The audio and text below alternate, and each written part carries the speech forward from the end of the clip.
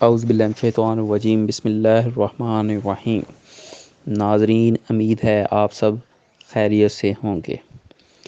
حقائق صوفیہ کے سلسلے میں نئی ویڈیو کے ساتھ حاضر ہوں۔ پاک باز صوفی فقیر حضرت احمد بن محمد بیزار رحمۃ اللہ سے روایت ہے، انہوں نے فرمایا، میں ابدان میں تھا، عشورہ کی رات تھی، میں درالسبیل میں آیا، میں نے ایک فقیر کو دیکھا جو بیٹھ کر جو کہ روٹی اور نمک کھا رہا تھا۔ یہ دیکھ کر میرا دل پھٹ گیا۔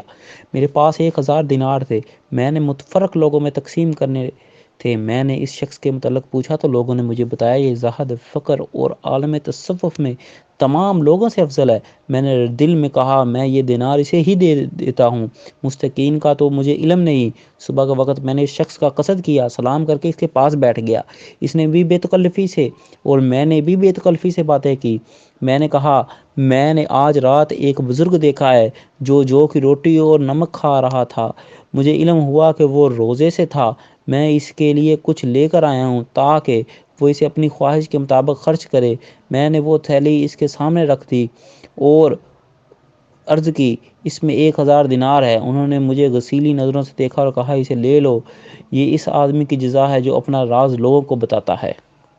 اللہ تعالی ہم سب کو بھی ہدایت عطا فرمائے۔